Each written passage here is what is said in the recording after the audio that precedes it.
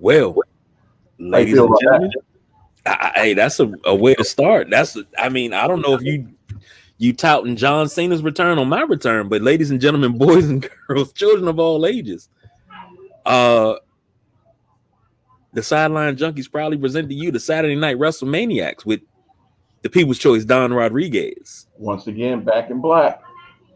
I don't think I can unbe black, but it's a thing. That's true.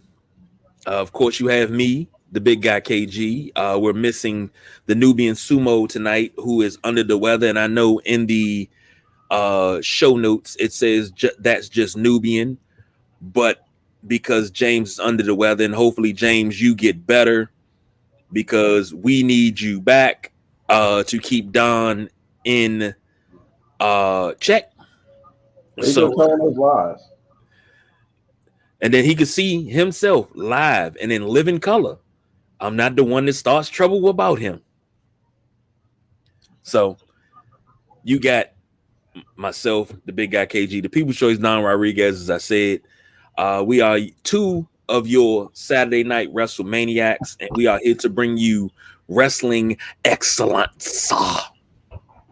Oh man, that's pretty exciting. Wrestling excellence with the Paul Heyman accent at the end. I think you feeling yourself a little tonight. I'm always feeling myself, baby. Always feeling myself. Well, that's good. I'm glad. There's a delay. So, how you been, man? What you been up to? I know you've been gone. You want some more John Cena or something? I don't know. You need a little bit more. I mean, we didn't throw the hustle, loyalty, and respect up, but what you been up to? We didn't see you last week. I'm quite sure because it was picks week for Money in the Bank. See, but now if you know, I came through the Sunday Rise and I did my picks. I still lost, but I did my picks. Yeah. That's probably why I figured out that the reason why you didn't show up for the show. Talking about you was on special assignment. You knew you was gonna catch that L. You just didn't want to be physically, involved. Here we go. That's okay. That's okay. Whatever makes you sleep at night. I'm actually happy tonight because a certain someone is also not here, so I do not have to hear his daggone gloating about the one match that ruined my pick career thus far at Money in the Bank, being the fact that out of all people, he picked Nikki ASH to win the Money in the Bank contract. And then, through the stroke of momentary genius, actually suggested that she may actually cash in and win a championship. And look at what happened. But everybody feels the same way about that too. Everybody feels that it's great that she won. She's a great person. I'm not mad at it. No. I'm mad that I didn't pick it. But everybody's upset that she didn't win it as Nikki Cross, which that's her sanity character was where it's at. But hey, a championship's a championship. Nikki ASH is where them checks come from. Because Vince allegedly is heavy on board with this character because that is Build-A-Bear dolls and action figures and T-shirts and you could run the whole gamut of merchandising when it comes down to that. And she gets a nice little chunk of the pie that she can slide over to her boo Killian Dane, and then they could talk about all the loveliness of her being champion. Now the question is, they just got married too, didn't they? Yeah. I think it's been about maybe 2 years, I'd say. I thought they just got married early this year. No, it wasn't early this year, to the best of my knowledge. No. But then again, it's also July, and last year, I don't know if you can really count it per se with COVID, because everything just blinked by, and this year is like in a couple days, so that's crazy. The Olympics are happening, so that's good.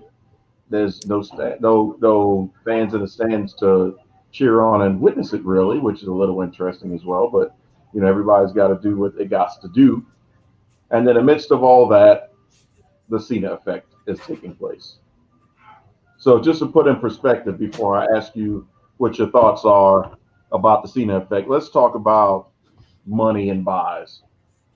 So, just to give you an idea, this past Friday Night SmackDown in Cleveland, which was also a split show because it did a little bit of extra with Rolling Loud being done for 2 episodes or 2 segments back to back.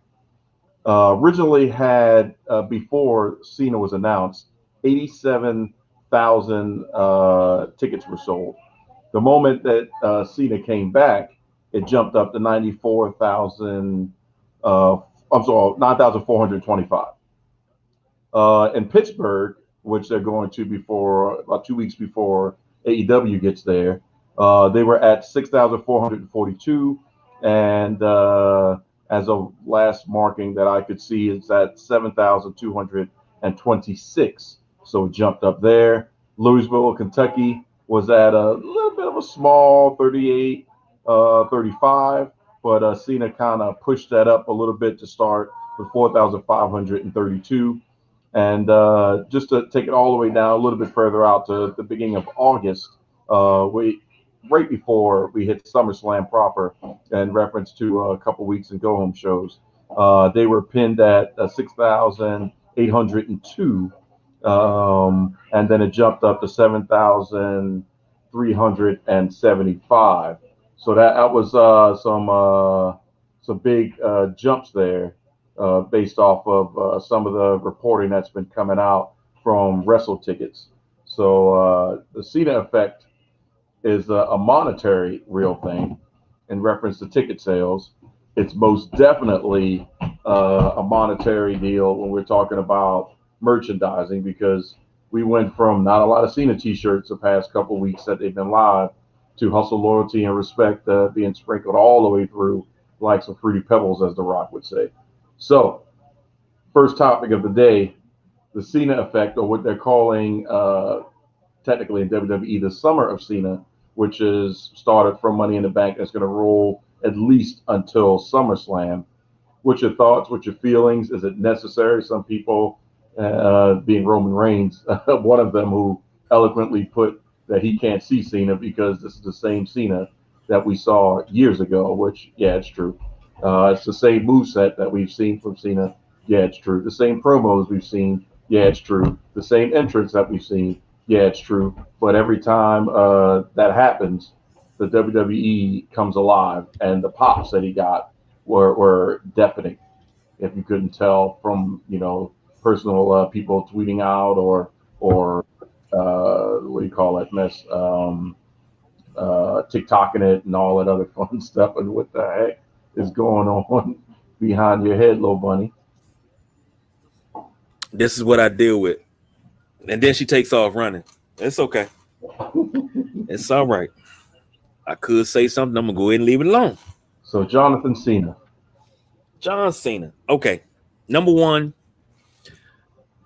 the Nubian Sumo gave you the damn business when this happened. He gave you the business in the group chat, and that was absolutely positively hilarious. I just want to say this. No, You you guys, gotta what you gotta expound upon what the business was. oh, the business. The business was asking Don, did it woo, did he clean up after after he marked out and came all over himself? Because Okay, yeah, I guess you could have said that part. I was thinking more along the lines of when he mentioned the fact that I may have talked him up, oh well, yeah, like that a too. man. That too. But yeah, I guess you can throw that part in there. Yeah, Fully yeah. worth it. I'm gonna have to throw that in there. But Yeah, I appreciate that. he you always talk it up. It's perfect. It's on time. Uh, now see, this is the thing. Uh-oh. I'll say, I'm tired of saying Goldberg, Goldberg, Goldberg, Goldberg, Goldberg, Goldberg. Oh, Every by the way, time it's hold on. Take a pause. I'm also rocking my Randy Orton out of nowhere shirt, which I love it because he just RKO on somebody's family. Just I, wanted to put that out there I need as one you of rocking those. the scoops. I need one of those. I couldn't pass that up. Um, Go ahead, I'm sorry. I don't feel the same way about Cena. I don't get me wrong. I love Goldberg. Always have loved Goldberg. Thought that his streak should have never ended. A lot of people do not like Goldberg because they feel he's a stiff worker. They said the same thing about the LOD, but they're Hall of Famers Greatest tag team of all time. behind the Killer Bees. Greatest tag team of all time. We're gonna leave it at that. But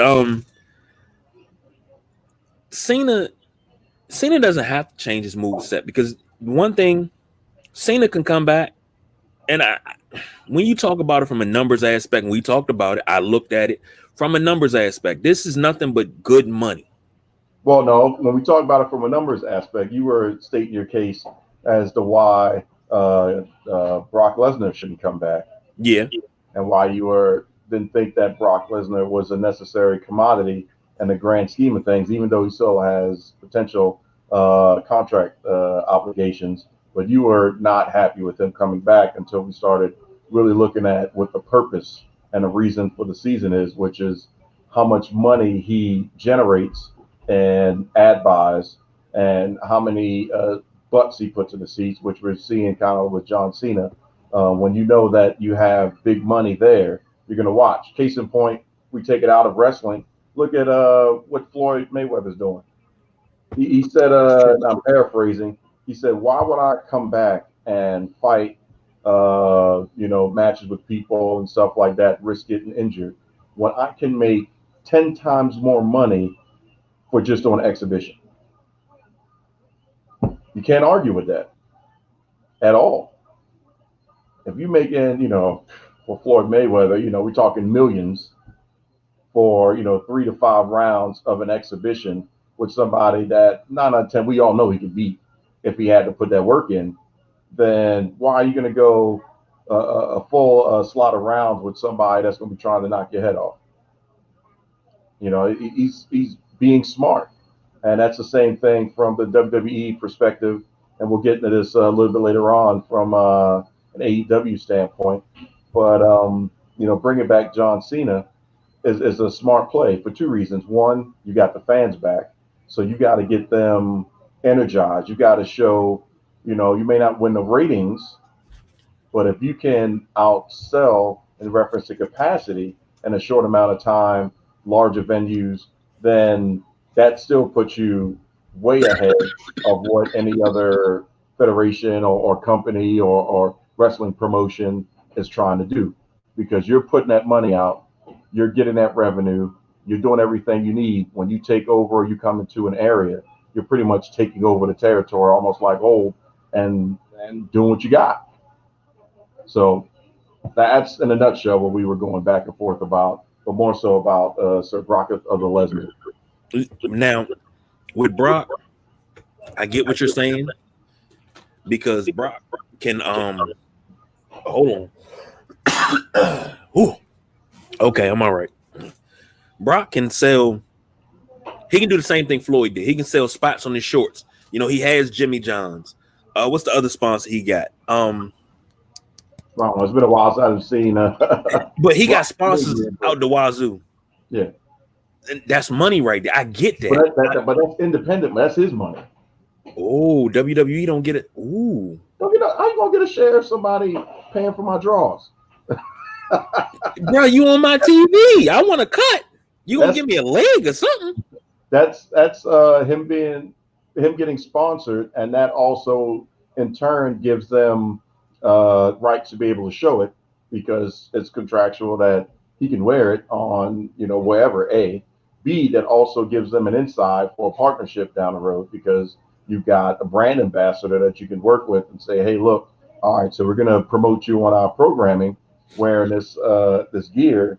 How about down the road we work towards X, Y, and Z if we choose to? And then that could be, WWE themed sandwiches for WrestleMania Jimmy John's or something like that. That's the win-win. But that's not, to the best of my knowledge, a WWE sponsorship thing. Just like, when fighters in the UFC have all their sponsorships, UFC isn't, or any other MMA isn't getting a cut of that. That's, the athlete and the business. Well, damn. Okay. So yeah, What? like, people may look at Brock and think, oh man, he's not. They perceive him to not be the smartest tool in the shed, but Paul Heyman said it on many accounts. Brock is not dumb. Not at all. Why Brock moves at Brock's pace when Brock wants to do something, then Brock Lesnar will do it because he knows that if he makes a move to the left, I just made $1 million for some company as well as myself. If I move to the right, I could do the same thing. If I stand still, I still got money coming in from residuals. And then he's also, I just saw a TikTok and a tweet about his son putting in some strong muscle work. So I don't. He's still weightlifting and stuff like that, but and wrestling. But if he decides to go into the WWE at his younger age, imagine Brock Lesnar coming in younger and starting his career. I mean, he was already young when he went into OVW and all that stuff, but if he was just maybe 3 or 4 years younger, so that means we're putting 4 more years on the back of his career before he does the selective stuff. That puts him beyond the Attitude Era, and then 4 years into everything else that happened once WCW folded and you didn't really need the Attitude Era anymore. That's potentially what we have from his son. His daughter, on the other hand, could probably F5 Nia Jax. That's how strong she is. So he's got lineage, him and Sable, on both sides of the championship title run. It's just if that's something that they want to do, which 9 out of 10, you know. But imagine if Brock Lesnar never left to go play football. I was upset when he left and went to go play football. Well, I mean, he made his money. He ran his course. Why not try something different? But yeah, I get try something different. But dude, you were on top of the world. You were the face of the franchise, and you walked away from it. No, he took that check from the NFL, saying, like, okay, come on over. We're going to cut you this big check. If you fail, you fail. If you do great, then, hey, we'll talk about prolonged longevity with the franchise. But at the end of the day, you're about to get seriously paid to come in and just have your name on the back of our jersey. Come on, and now. Get bum rushed. Come on. He looked good in practice, but he got bum rushed. How many, once again, how many extra fans were in the stands to see Brock Lesnar? Some were there to watch him fail. Some were there to watch him succeed. Doesn't matter. You want to take it to another sport? MJ decided to play baseball. Really? Come on, Jordan. Wait. Hold on. Didn't matter. Didn't matter if he was good. Didn't matter if he was bad. We're not going to go into that. Sales went through the roof. We're not going to go into that because the misconception. When MJ went to the Wizards. 82 sellouts in 2 years. Yeah. That's all that matters. I get that. They don't care about what your career is. I mean, that's just a blip. If you fail, it doesn't matter. Nobody's going to remember that. They're going to remember you suplexing the Big Show in the ring broke. That's what they're going to remember. Nah, I remember him doing a shooting star press and damn near breaking his damn neck. Yep, but where's that still at? In the wrestling ring. That's true. So we talk about, his collegiate stuff and all that, but the NFL thing was just a blip. If it worked, it worked. If it didn't, it didn't. But his bank account won, which ironically, before I let you finish with the Cena thing, that was a little bit of an uproar, a little small one, based off of your girl Zelina Vega and how many L's she's taken since she's been back. Her rebuttal to that was, yeah, I lost. Yeah, I'm 0-3, but my paycheck is winning. So there's a thing to be said about smartly investing in your self-worth, because we know that you're not going to win every single thing in WWE. You're not going to come back and be in God mode. You may have to take some L's because they mad because you left and you knew your self-worth, and I'm just going to do me. If you don't want to, let me do my she wasn't OnlyFans. What was she doing? Or maybe Twitch. She did Twitch. You can do OnlyFans without all the extra stuff. Some people do that. Yeah, who wants to buy? Who wants to see that? Which is basically an expensive version of Instagram. But I'm quite sure. That's an expensive version of Twitter. But who wants to see an OnlyFans where you're doing nothing? One. I've never onlyed anything. I ain't paying for nothing that y'all put out for free. So yeah, some content you can't get for free. Yeah, that's true. But in the grand scheme of things, once you pay the money, be like, that's what I just paid for. Let me go ahead and cancel this. It's a hit or miss, man. You can't Is get there a your free money back. trial? Like they got a free trial. I need a free trial. Can't get your money back. So you know, for every time you got to miss, it's 3 times you got to hit. But we ain't gonna talk about OnlyFans. You know, the wives are listening. That's something we got to talk about later. Game right there. Yeah, that's something we got to talk about later. But it's a way to make money off of it. You got to make the money with it because they get ready to take it away. Experience, huh? You speaking from experience? You got a side hustle? I do. I have an OnlyFans. Yes, I do. Oh, well, go ahead and promote it, I guess. Well, I mean, I'm just doing stuff you can't see me normally do. So I get on there. I do the robot. I might do a little break dancing. I'm assuming that's code for other positions. No, I actually do the robot break dance, things you can't see me do on a regular basis. Okay, well, I'm proud of you for promoting your OnlyFans. See, yeah. I'm smart. I just give it to them for free on the podcast. I sing in the shower, you know.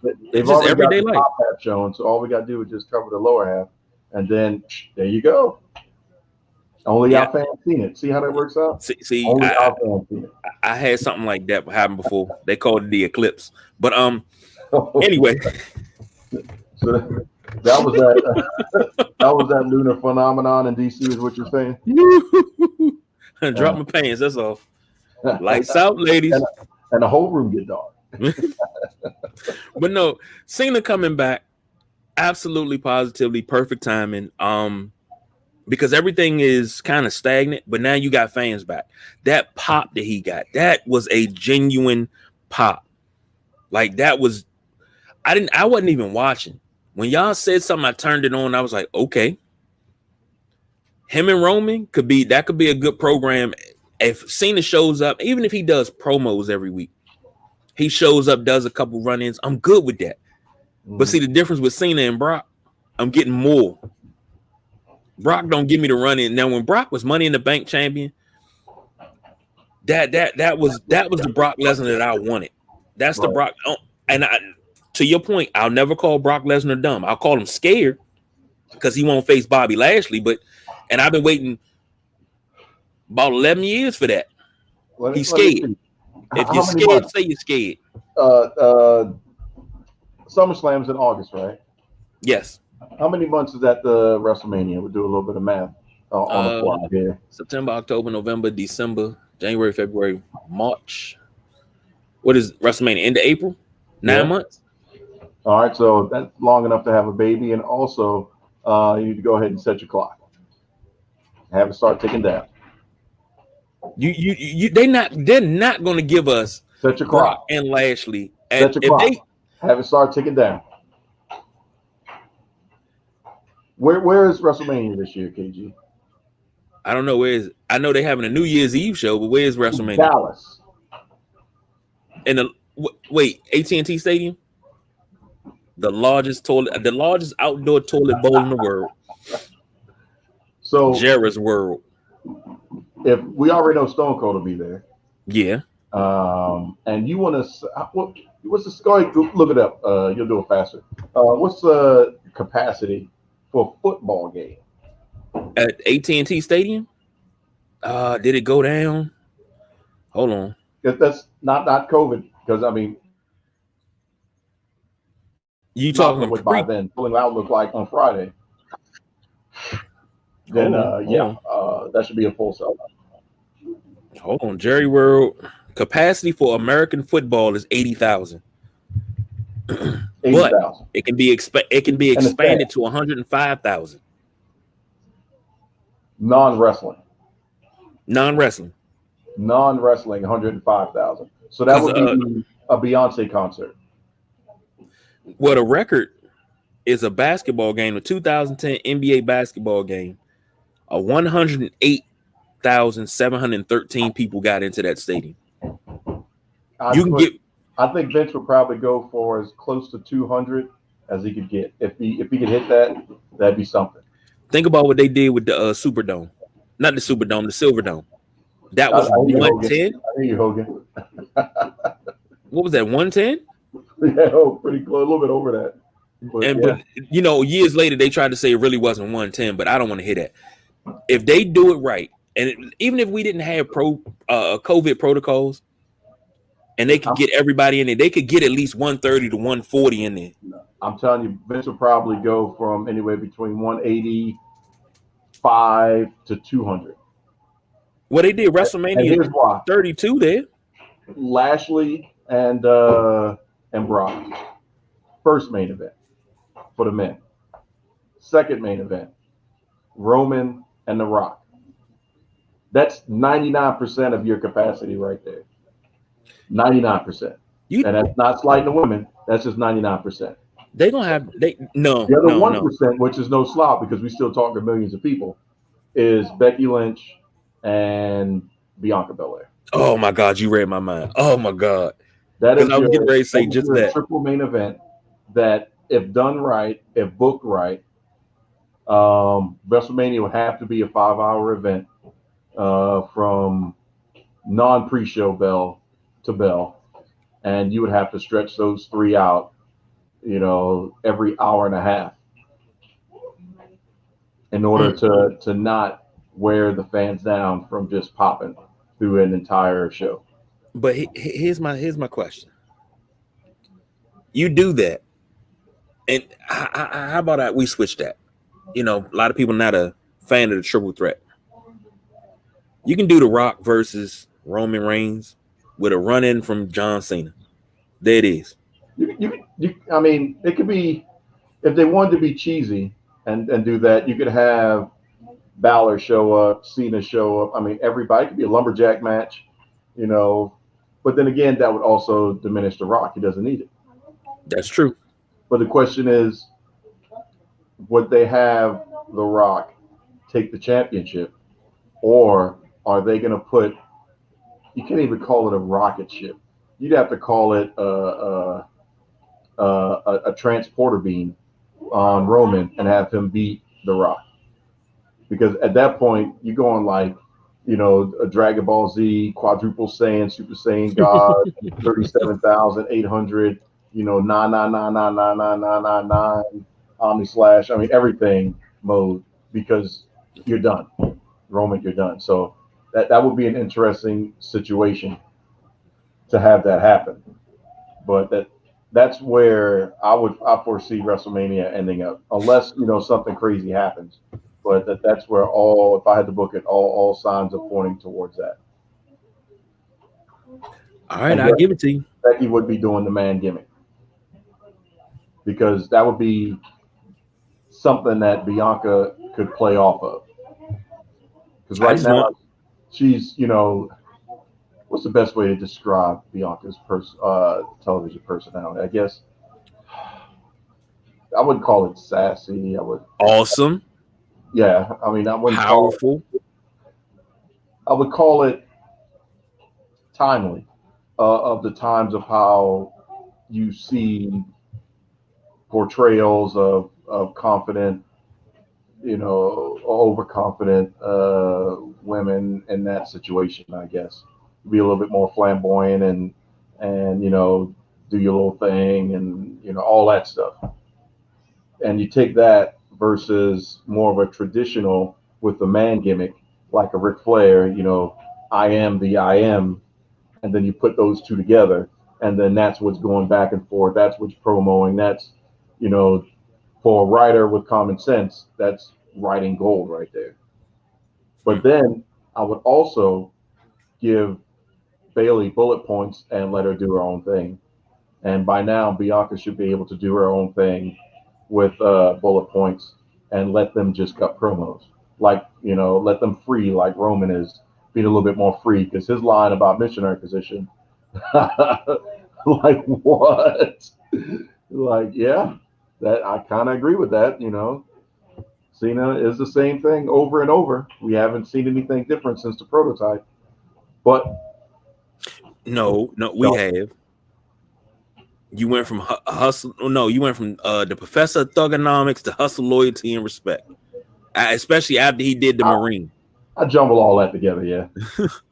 I just jumble all that together. That's 3 different Cenas that was there at this point. Yeah, don't call it up, because if you say that he'll be in the Royal Rumble 3 times, I'm gonna yell at you. We're not seeing the 3 faces of Cena coming into the Royal Rumble. I would love that. I would But love I that. guess the true answer to the Cena effect and how we feel its impression is the fact that we just clocked, give or take, about 30 minutes of just talking about Jonathan Cena. So is the Cena effect a real thing? Yeah. Yes, it is. Is it going to crush AEW and ticket sales at any type of revenue generating? No. Revenue generating. Now, depending on how they play this out, since he's doing house shows, he wrestled his first dark match after SmackDown this past week. Depending on how they do it, they could leverage that towards getting the huge rating spikes and doing what they need to do. And we'll get into that in a moment. But AEW is still going to be the ratings king for a little bit longer, but they're not going to out revenue and they're not going to out generate money from the Cena effect right now. It's not happening because that's just one man making the company a crap ton of money. And if he's hitting all shows, all he has to do is come out. That's it. Promo. Everybody's going to be buying a T-shirt as soon as they get there. The face towels, you know. Saw somebody on Friday that bought the Cena commemorative belt, which I think was almost $900. That nice big orange thing with the spinner belt. I mean, it looks nice. I was tempted, but I'm got my sights set on the AEW, and then we'll see what happens after that. But yeah, it's going to be interesting. So AEW, they've got some things to prove. I think their biggest payday, truthfully, is going to be when they hit Philly and get to have that Britt Baker rub, and then once they get to Chicago, that could be something. And if the scuttlebutt is real, go ahead and change the ticker because we need to talk about if this is a good idea or a desperate grab. And that, as you can see, ladies and gents, CM Punk and Daniel Bryan potentially going to AEW. So Daniel Bryan, we might just call him still an active wrestler. He can still go. We know what he can do. We know what he can bring. The yes chance is just going to be something that, it's not copyright. You can say yes wherever. We all know it's more so associated with Daniel Bryan than it is with the WWE in reference to popular culture and everything. It's not a WWE thing. It's a Daniel Bryan thing. And you can make that argument back and forth, but you look for Daniel Bryan to see it. You also, when he was team Hell No, look for the No chance to see that as well. So you can counter chant the no with yes. So Daniel Bryan can bring that element of superstardom that the only other person that has that is, sorry, Kenny Omega, Chris Jericho. So to have two people at level 99 status, if you're talking sports, video games, and stuff like that, would be through the roof. But we don't know if there's been a counter offer yet. There's still a lot of allegedlys and potentials, and nothing's been set in stone until you walk out on live television. So could the WWE kick some extra money with incentives to Daniel Bryan? Not only just a big old paycheck, not only maybe a little bit more creative control. I think Daniel Bryan would probably appreciate that. But also, if his wife and her sister, the Bella twins, decide to come back, they would get a better program and some considerations. It could be a package Vince McMahon deal to keep Daniel Bryan because if you let him go, that's almost, in my opinion, if he walks out on AEW television, that would equate that to Hall and Nash showing up in WCW. Not Brett. I'm sorry, Brett. That was a big moment, but it didn't pan out because there's a lot of stuff that went with that. But I would equate that to Hall and Nash going to WCW and people losing their mind.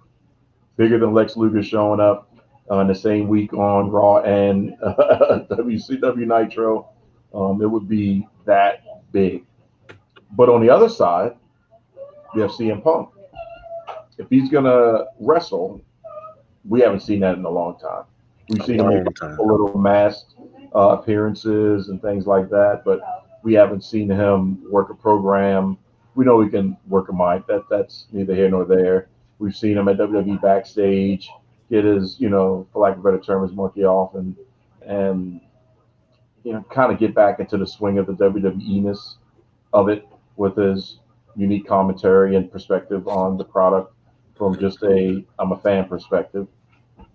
But would he wrestle or would he just be kind of like a Matt Hardy type role where you're an influencer, I guess? You don't need to wrestle all the time because he's got to go a year maybe of dark matches and tag matches and triple threats and things like that. Cut just poke promos and things before I believe that CM Punk can come out and it's clobbering time and say he's best in the world. Daniel Bryan wouldn't be able to do that, but CM Punk, it wouldn't be believable. But that is CM Punk, so that's what we would expect them to do. So those two guys to AEW. The question to UKG, is it a good move or is it a desperate grab?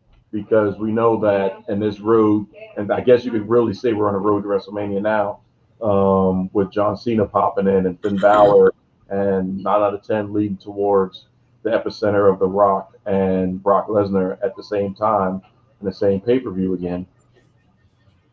Yeah. Does AEW have to make moves? No. Now I'm gonna say this. Number one, you're not getting Daniel Bryan, you're getting Bryan Danielson in AEW. So you're getting the Indies version of Daniel Bryan. Totally different character. I'm being offered. What is this? Trail mix. This is what I'm being offered here. Okay, well, I mean, I got some too. I prefer some M&Ms in mine. Yeah, it's You got walnuts in here. sunflower seeds, it looks like. Raisins, sunflower seeds, walnuts. Huh? It's organic trail mix. Oh, it's organic trail mix. I'm sorry.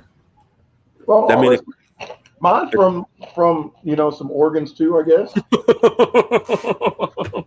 Only thing that's man-made is the M&M, I guess. Hey, it's from some organs too.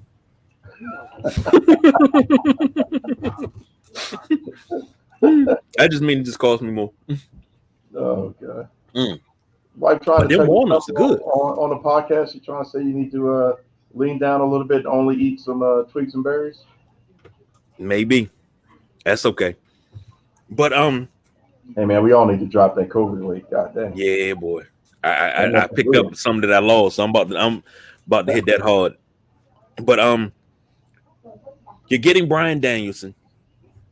You're getting CM Punk. I think it's more of a commentary side for CM Punk.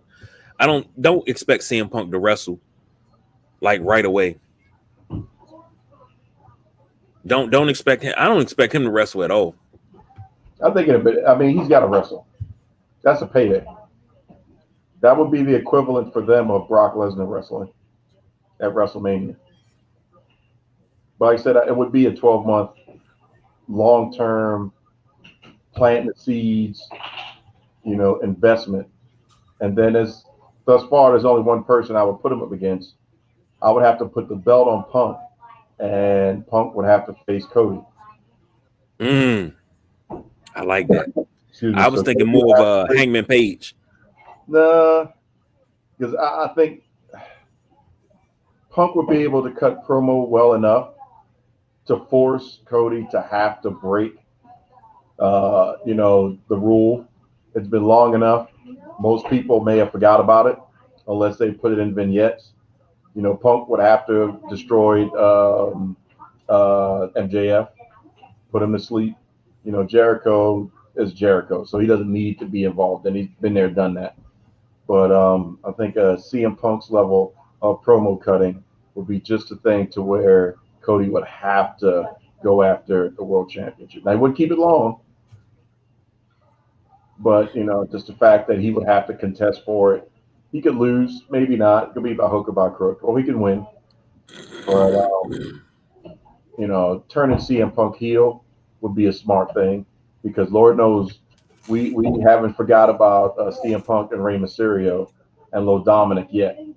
So much so that it was announced this past week that there is a paternity, what do you call it? A paternity decision or test version of baby Dominic or little young Dominic as an action figure, a real toy, will be released along with some other WWE figures.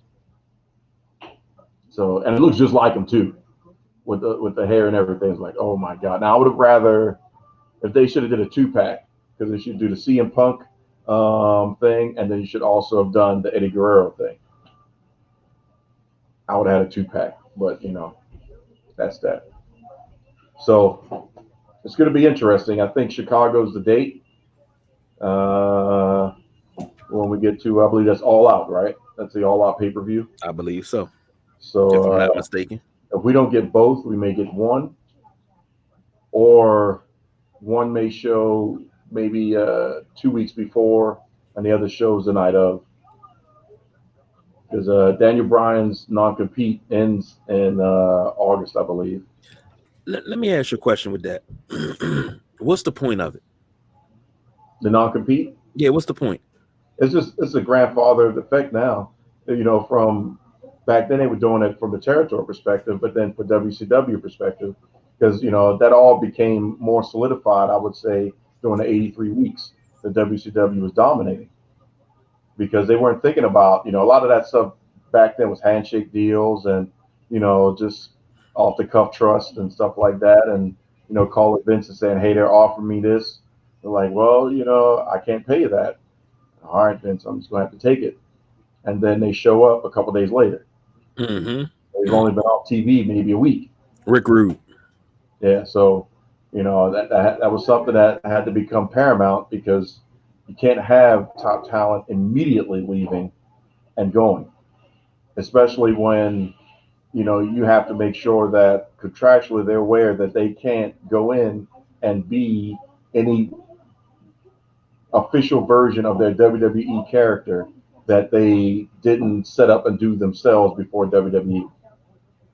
The one that's line skating right now, who, since we don't have that's just Nubian, is No Way Jose, or they just call him No Way from last I saw. Mm-hmm. He's doing the same thing, but you can't really say, well, you wearing neon green pants and all that stuff and dancing is gimmick infringement, or you're taking your character because you're just dancing as neon, and it happens to be people dancing behind you. No So way, Jose. yeah, it's like one of those gray areas. Whereas if remember the character Adam Rose, if he would have come back, the Rosebud, and he had the lollipop. If he was to do the same thing and to come out and have a lollipop and don't be a Rosebud, then yeah, like you're bringing the same character to our competitor, so you can't do that. So the 90-day non-compete or 60-day or whatever also helps remind the talent that you can't go in with that, so it removes that character from just being seen and in the forethoughts of fans. So yeah, it was something that was just reactionary. Now it's just something that's a necessary evil. No, I don't like it. Now, do you jumping back on Brock Lesnar? Seems like Brock Lesnar is the topic of discussion tonight. But jumping back on Brock Lesnar, you remember when Brock broke his 90? What was it? Was it a 90-day compete clause he broke? He went over in Japan and wrestled. Yeah, and they were upset. They could be upset, but then at the same time, he's like, "Well, fine me, whatever. I'll pay it." A, and B, you can't be so mad because they were looking at New Japan and stuff back then as so far to the left that it really didn't matter. Japan to the WWE, in my opinion, outside of just bringing talent over, didn't matter as a competitor until AEW. Because once you brought Japan in, that being Kenny, well, the Bullet Club, Kenny Omega and the Young Bucks and other people, and now they're bouncing back and forth to Impact and interacting with Bullet Club proper and all these other things. Now that we're seeing that Japan has now become something that they are like, A, we're threatened. B, we need to invest in and start building that bridge to get our foothold back over in Japan. We got the UK on lock, but that Japanese market, we have to get our piece of pie in. And that's why you see, Xia Li getting opportunities because they're going for that more, Asian and Japanese and all other stuff market and other performers starting to come in that normally you wouldn't see. Where AEW's like, our first couple of shows for the women was most of them probably didn't even speak English. Mm-hmm. our champion, what I'm saying, was of Asian descent. So I mean, it was a big thing. But here's the thing that WWE did not learn very well. You remember when TNA had their working relationship with New Japan? Mm-hmm. You had the Dudley Boys. I'm sorry, Team 3D at the time. They were TNA World Tag Team Champions. They were also New Japan champions. They didn't lose the titles on TNA TV. They lost them over in Japan. If I'm not mistaken, they lost them to Beer Money. Yeah. And then that was a whole thing. Like that moment in time right there. TNA was a little fish, but TNA was so exciting because of that. Because you had that jumping back and forth. And so you had to watch New Japan at 3:30 in the morning on Saturday because you had to see what the hell happened. How did the Dudleys lose to Beer Money? And then what was the other one? Oh man, I can't think of the other one. Motor City Machine Guns. Yep. They was over. Everybody was over there, and it was something to watch. Well, I mean, AEW is pretty much creating the same thing with Kenny Omega. How did WWE not learn from that? You could have took that idea and made it bigger. Just kept stretching it and made it bigger. It's money hand over fist. You know what I call it? You could pretty much pin it to a reverse Sony. Or maybe not. Because, Sony and Microsoft would have been in bed together, for lack of a better term, for a long time had Microsoft not come over all cocky with the extra bravado many years ago. Talk about we want to get to the video game business and we want to set something up and, this is what we want and da-da-da. And Sony's like, yeah, we've been doing this for a long time. I mean, we have interest. We know what we're doing. This is our culture. We know how to produce, these level of RPGs and things like that. So here's what we could bring to the table. And Microsoft's like, nah, we know what we're doing. And they're like, oh, so the Americans trying to tell us that you know what to do, huh? Yeah, that's not going to happen. And then the war was born. Xbox came out, PlayStation came out, and the rest is history. The only one that was kind of Switzerland was Nintendo. They was like, well, we'll listen to what both of y'all got to say, but neither one of y'all want to do this Mario thing at the level that we like to do it, so no. Well, we just want to run to the beat of our own drum. Nintendo was the OG. Doing their own thing. Nintendo was the OG on the block. They didn't have to do anything. I mean, Atari was born out of Nintendo was born out of Atari. Yeah. But Nintendo could have said, okay, this is all the technology. This is what, Xbox is bringing with, their platform and how much power they can generate and graphics and all that. PlayStation's like, hey, but we can do this and this is what we're offering and we're going CDs and stuff like that or Blu-ray 1.0 back then, which were great because you scratch the heck out of a PlayStation 1 game, pop that thing back in, still works. You know what? I'm living proof of that. Oh, my game is scratched and it's over. I'm living proof of that because I have on PlayStation 1 right now, the original one. I have the original Grand Theft Auto. I have my original NBA Live 99 and 2000. What else do I have on PlayStation 1? Shoot, how special did you feel when you opened the jewel case and then saw that you had actually the blue one, the blue bottom, just instead of the black? Like, oh, snap. I thought that was the greatest thing since sliced bread. You're like, yeah, man, mine blue, mine black. Well, you ain't get the special edition in. How much extra you pay for? Same price. Mm-hmm. Yeah, those were the good old days. But Same thing with WWE. We're the biggest thing. We know what we're doing. We can produce this. We can, bring this talent over and make all this extra money. And New Japan and those other promotions are like, but you don't understand how we do things. You don't understand how, like a WWE talent has to be embedded in Japan for a while to be able to do Japanese style. Agreed. AEW talent, I'd say about a third of it, could go over to Japan and wrestle Japanese style day one. You could see it. We go all the way back to the beginning of AEW, the first Dynamite with Kenny Omega. Look at his style. That was 90% Japanese. But then that's what a lot of the show was. He was actually helping to bridge that gap American, but here's a little bit of Japanese style that play up into the character, and every character, doesn't matter what it is, makes sense. Like Emi Sakura and the others, where WWE's got to produce this elaborate story of mystical demon beings and all this stuff for Xia Li's transformation when she's a martial arts superstar. The writing is on the wall. If we just leave it at that and just let her be herself, you don't have to work it hard at it.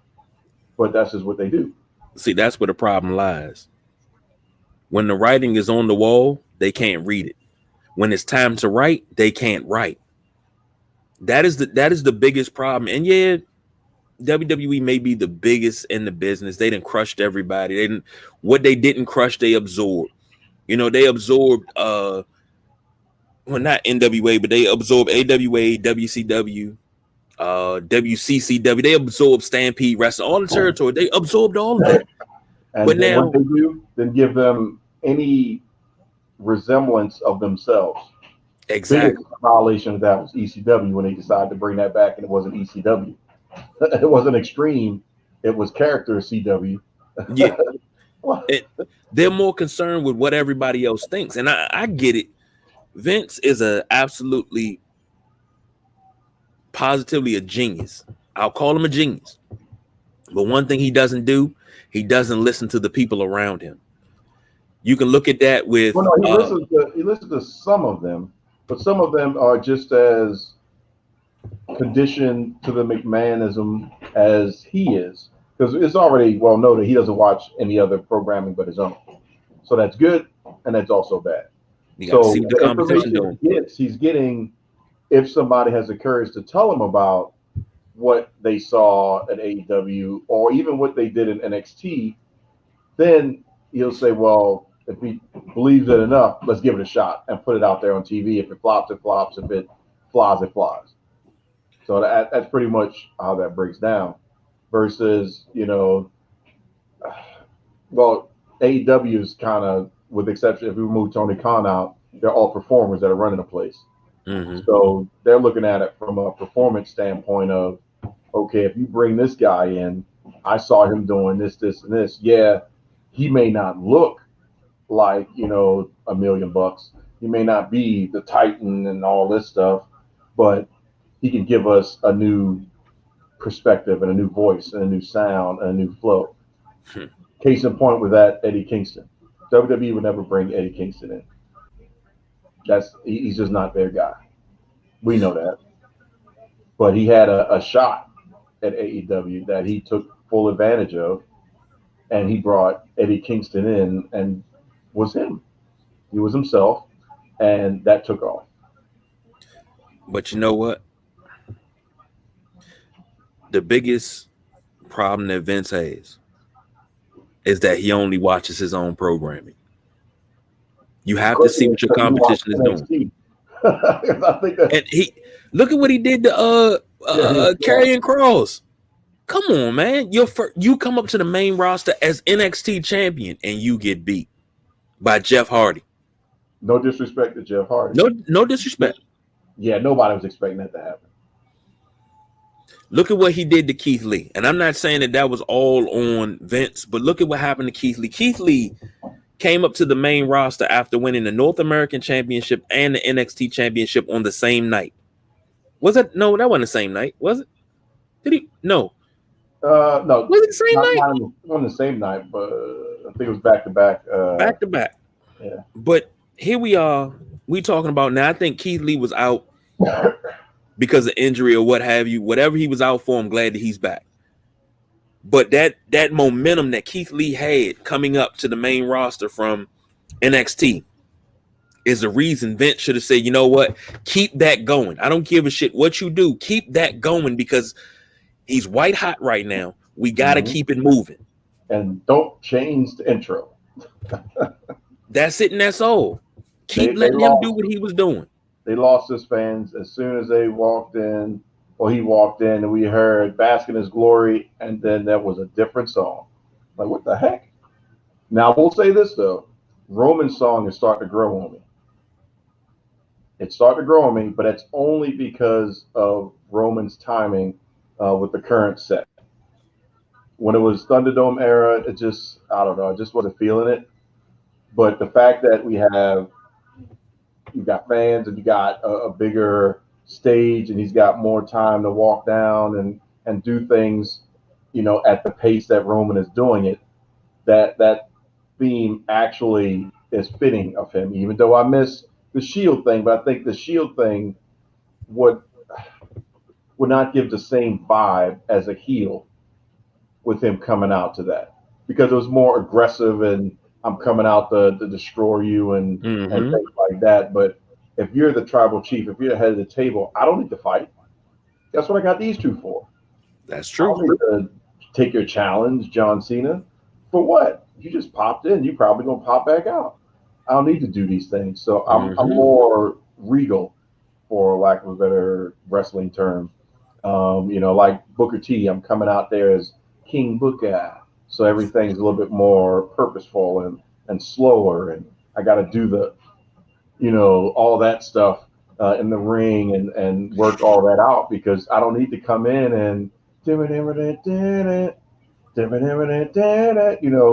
that ice, ice, ice. You don't have to do all that Harlem Heat stuff because it's not necessary. I'm the king of the ring.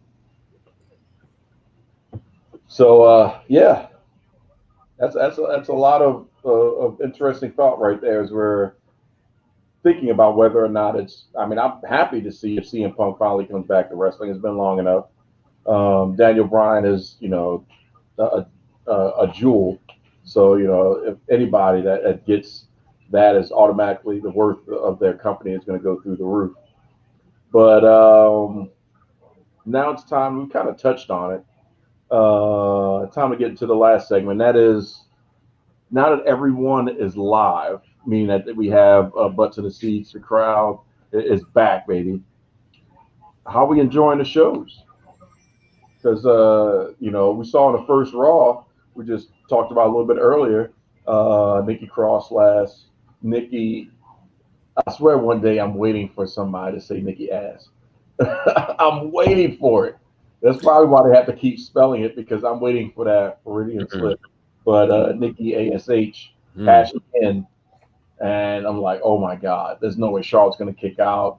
I feel for Nikki Cross. They're about to have her cash in, and then it's gonna be a failed cash in. It's like, oh, that sucks. And then she won. She beat Charlotte Flair, arguably one of the best women wrestlers of the modern era. Nikki Cross beat her. Very, very short reign for Charlotte. What was that reign number? What, 14? Yeah, but I mean, again, she's still young, so cracking 17 is not something you want to do in 12 months. No, Not necessary. Not when she's still got maybe 5 or 6 years in her career. she probably got more than that. Injured and she has to retire.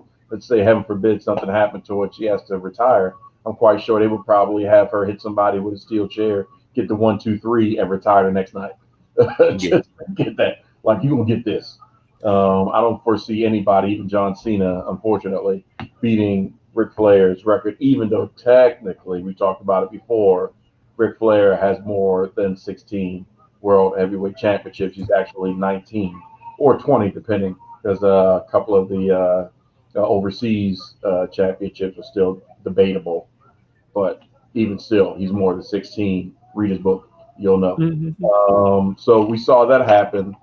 At Fyter Fest, we had an homage to Eddie Guerrero from Britt Baker, which I thought was awesome by throwing the belt to Nyla Rose and dropping down. So I'm like, oh, that's cool. They're giving us a little bit of Eddie since Vicky Guerrero's out there. And then we turn right around and have a Guerrero in our midst with Chavo coming back.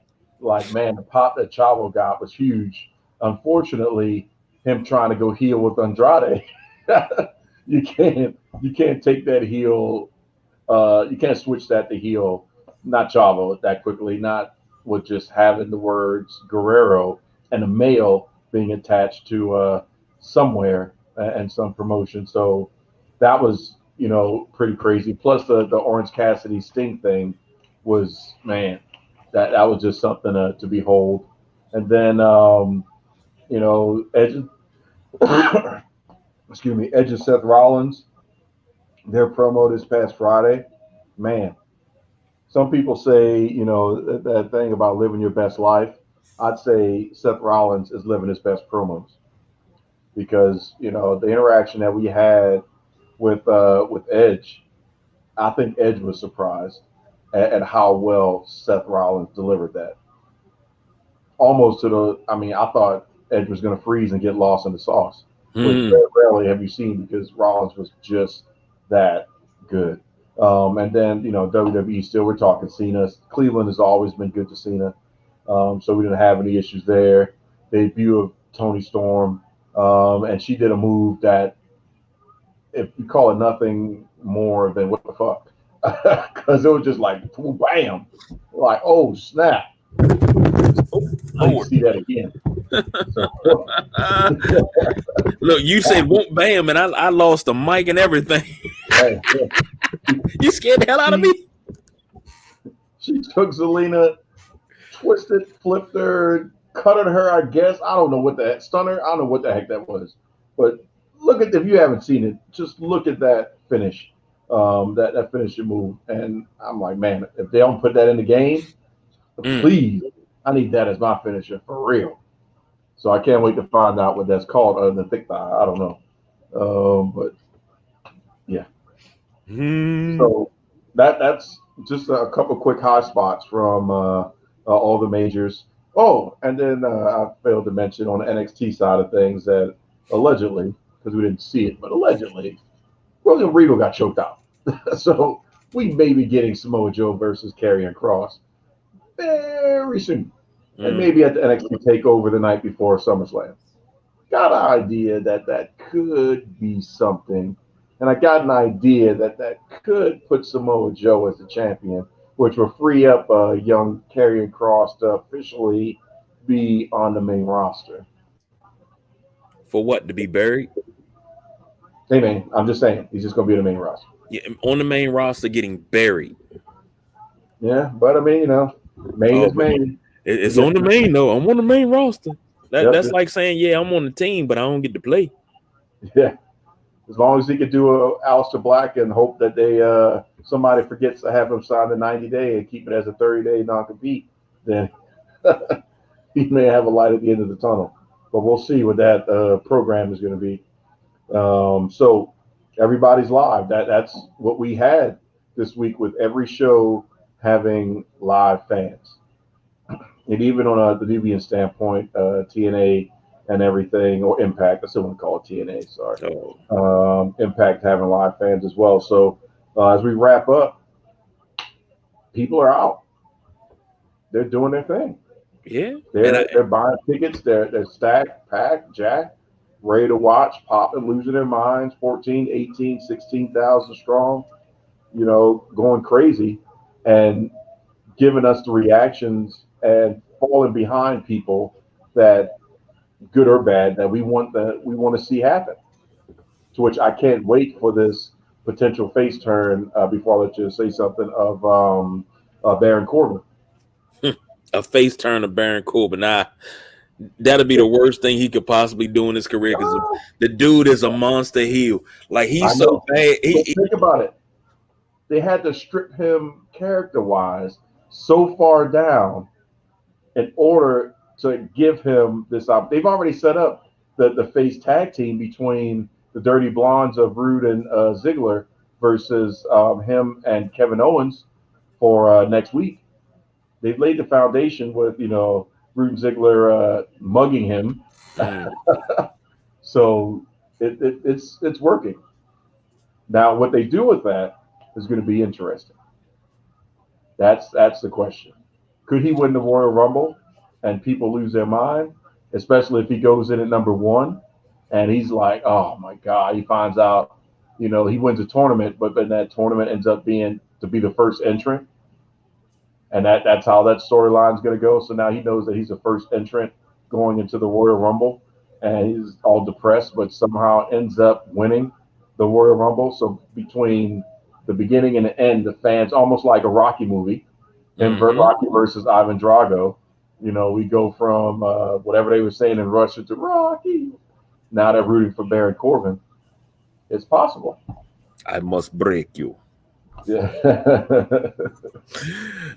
No. I swear, just thinking about that, he's always going to be Ivan Drago to me. Second thing he's always going to be to me is the first great variation of the Punisher until we got the Punisher on Netflix. But I was He-Man. watching. Oh yeah, I forgot about He-Man too. Grildor, Grildor. Like what the heck is this fool saying? But I watched Kindergarten Cop 2 for all of maybe 20 minutes. And, like, oh, Kindergarten Cop, I forgot Dolph Lundgren was in. I was like, oh, God. Where's Arnold at? I need That Richard bad. Kimball to come back and yell at these kids and tell them it's not a tumor or something. Because, yeah, that was pretty bad there. Now, Now who they see, should have put was Action Jackson. Put Carl Weathers in there. I could have dealt with that. That's if y'all haven't seen Action Jackson, you don't need to go watch that movie. That is That's a hardly, classic. yeah. I wouldn't even call it at that point black exploitation. I would just call that a great action movie. That is a classic. You got Carl Weathers, oh man, Vanity, Yep. uh, Uh, uh damn, I was can't. it There's was it so many people in there. Kirk in there, I think, and a couple others. Yeah, just phenomenal movie. Phenomenal. Watch it. It's well worth it. And then go watch Predator. So that way, when he dies, you're like, man, y'all killed off Action Jackson. Come on, man. But the way he died, though, oh my lord, the way he Oh yeah. died. When that arm came off, it was still shooting. Yeah, Like, yo, if you're gonna go out, as the black guy, the only black guy, that's how you need to go. Still shoot, yeah. bust it off caps. But Jesse the Body Ventura, I remember watching that as a kid. I was pissed that he died. I was like, how? How? But Oh hey, man, now I got a question for you. go ahead. Now this is this is to piggyback off the last segment. Now everybody's live. You got 16, 17, 18,000 people in the stands. You seen security was trying to stop a little kid from taking pictures, and Linda McMahon came out there and told him to chill, let the kid take pictures. When is it going to come down that WWE, AEW, Impact, New Japan, even possibly, when is it going to come down? They started making it mandatory that performers are vaccinated. Well, I think with the level that they were testing, I don't think it's necessary yet. So as long as they keep their testing protocol at the level that they've been doing during the Thunderdome era and the Daily's Place residency, then I think we'll be okay because they were testing frequently. So even though they're coming in contact with fans and giving high fives or fist pounds or whatever, as long as you're checking and the first sign of knock on wood, you protect your top talent. Like Roman Reigns isn't going to give somebody a high five. Mm-hmm. So that limits his interaction right there. John Cena, but you can still take him off for 2 weeks and then bring him back in. He can cut a promo in the back and still work something out. You can play around with some things so that way, there's some protection on there for those that have decided not to get vaccinated. But then again, with the Delta variant and everything else, you could still get it. So it's like the flu. You could have the flu and turn it around 2 weeks later and get the flu. Mm-hmm. It's going to be what And, it's going to be. But and they're just trusting in herd immunity and stuff like that. But I asked that question because I know wrestling, NFL, two totally different topics, but the NFL has gone to a policy now. We talked about it Thursday night on the Thursday Night Throwdown. right, The NFL has gone to a policy now where they're finding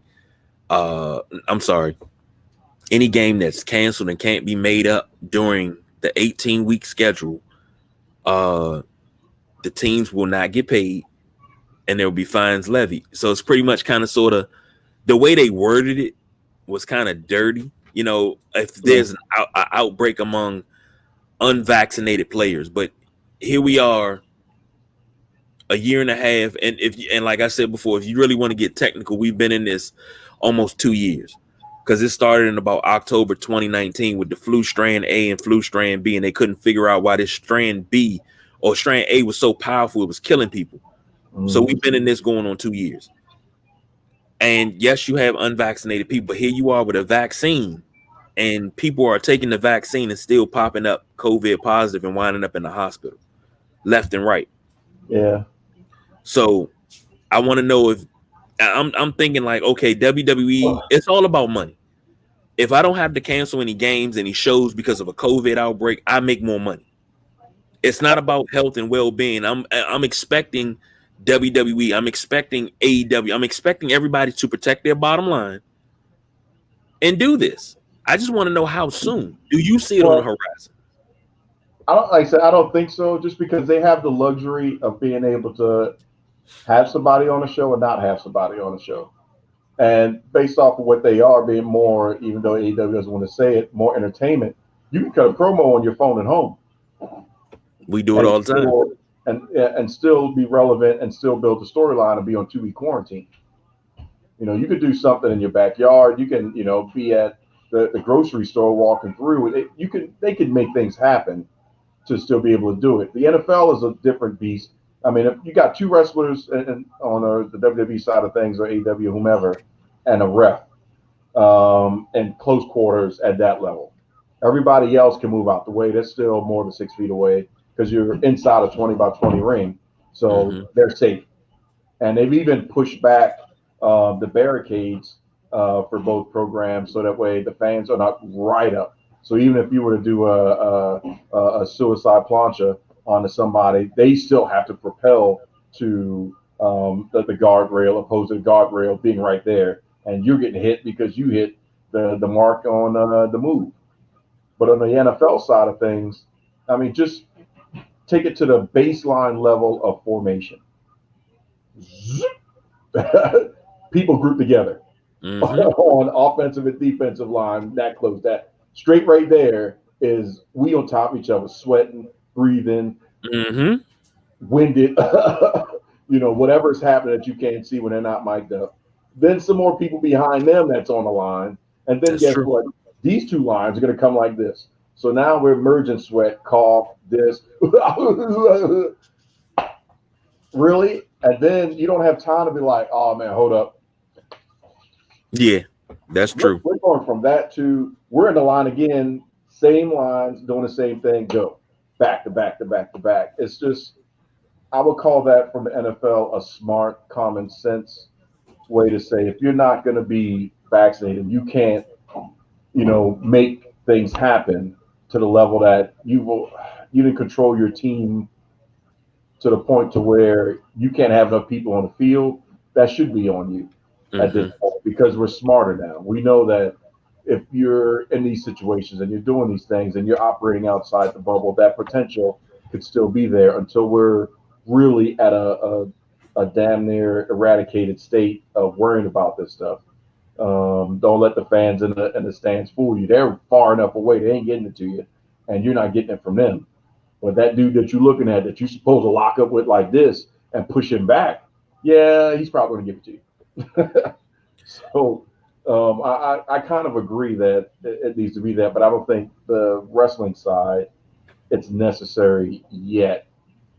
Maybe the Royal Rumble would be the next thing or a battle royal of some kind would be what I would hope that everything is good to go by then. If not, the Royal Rumble may have to be a repeat of when Brock Lesnar won, where people are just flying out and you're keeping it from being, 7 or 8, 9, 10 people in the ring at the same time going back and forth. Mm-hmm. It's more so no more than 4 people being in the ring at the same time, and then somebody's got to be eliminated before the next person comes in, just to manage that from a safety perspective. Video game style, where you couldn't have more than 4 people in the ring Yeah. on PlayStation 1. It's like, look how long is this? Just waiting. Like, oh, I got somebody out. How long was it? The things would take like 2 hours Mm-hmm. or more, especially if the game didn't want to, you sit there, push it back and forth. You can't get them fools over. So you had to do the old fashioned super kick them off. No, I really wanted to know what you had to say, because I have my opinions about the whole thing, especially with the NFL, and I'm sure a lot of big businesses is going to follow suit. But Bruce Arians, who's very progressive head coach, Super Bowl winning head coach of the Tampa Bay Buccaneers, he pretty much said you don't have to get the vaccine to be a Buccaneer, but I want you to do everything you've been doing for the last year. Every precaution you've taken for the last year, do that. Do what you did last season to stay safe. Yeah. That's it. And that's all that's expected, because But the only catch-22 of that is what they did last year was the bubble. So if we did what you did last year and there's no bubble, then you got the problem. but here's the thing. Unvaccinated players still have to worry about vaccinated players passing COVID on them. It's not just, well, you're unvaccinated, you're the reason for the outbreak. No, I'm clean. It's one of your vaccinated players. See, that's the thing that everybody's not getting through their head. Even with the vaccine, it's not stopping you from catching COVID and spreading it. It's plausible deniability. You want to believe so hard that just by doing X, you never have to worry about it again. But there's always going to be a plus Y. And if you happen to come across, even though you X have been vaccinated, if you plus Y with somebody that has it and you get it again, it equals you got it again. Yeah. And it's crazy that you said but that. If you don't believe it, it's not possible. Yeah. 2 things. It's crazy that you said that, X is the vaccinated and they can still pass it, because you know why? What is that? X gonna give it to you. You lobbed it on the backboard and I had to dunk that. But that's when you know it's time to wrap this shit up. Yeah, it is. It's bird. But hey man, I just want everybody to stay safe through this. Safe. I want everybody to actually be able to perform and do what they need to do that entertains us. I want the fans back in the stadiums and the arenas and everything. We can still be in a heightened sense of awareness, but I want everything to get back to some semblance of normalcy. Agreed.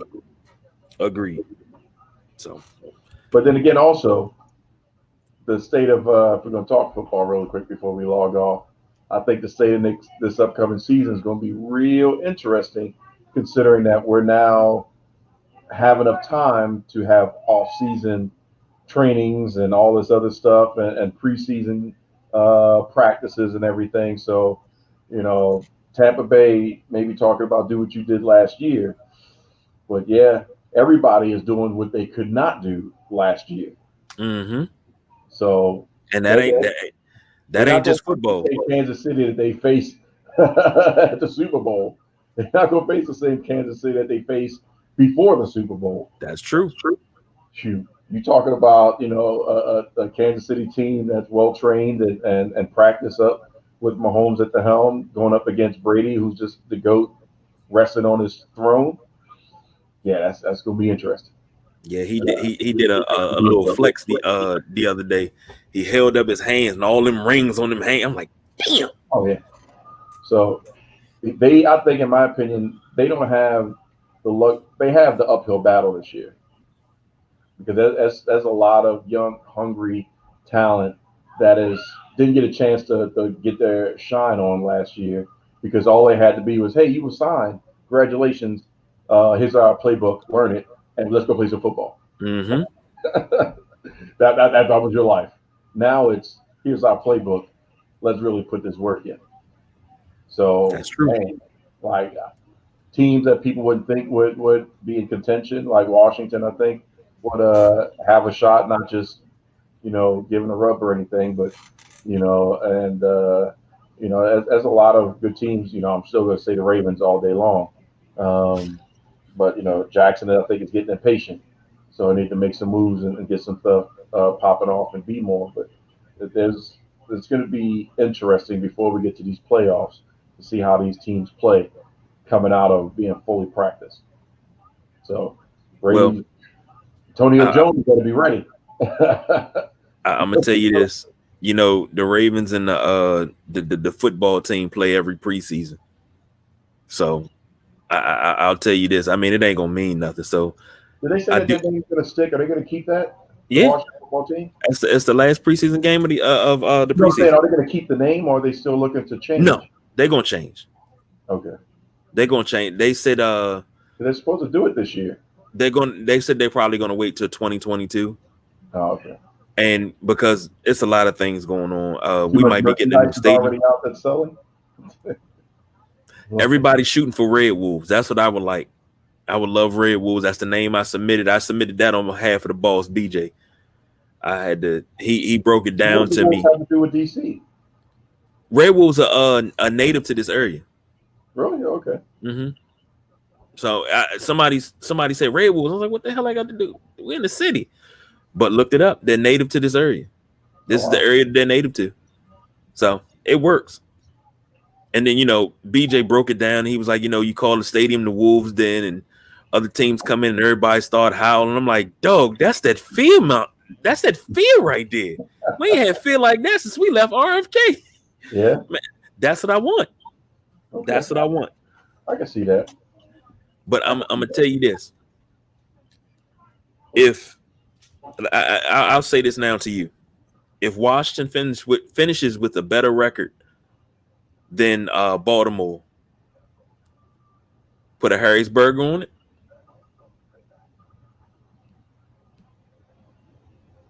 All right. Okay, we'll go old school. That mean you come home, I just come get you and just drive you downtown, go get your burger. Old school. And we're not going to Ollie Trolleys. We're not going to Lincoln House. We're going straight to Harry's. Yep. Let's do it. All right. Let's do it. Put it in Now the that's books. on wax. Put it in the books. All right. Ladies and gentlemen, boys and girls, children of all But if ages, I thank you. win, What you want? well, unfortunately, the wife is going to let you do that. You at least got to make a well-crafted cardboard and aluminum foil replica belt. I don't care which championship you pick. I'm talking like you need to put this work in, and you need to cut in cardboard, extra little plates, and raise it up. You need to do it. Don't be just Okay. drawing a picture. Okay. All right. I can get enough cardboard to do that too. Now, I believe it. Because You look, need to have colors I and had everything. Spray paint I or had whatever. the shot to get And my attitude era belt, but she came in the room before I could before I could pay for it. So then but we it's got to okay. wrestle for it. Okay, whose house we wrestling at? Because I book all the matches in my house. Well, it's Worlds Collide, so it don't matter because I'm bringing a foreign object. Okay, because hell, let's go over James' house and wrestle.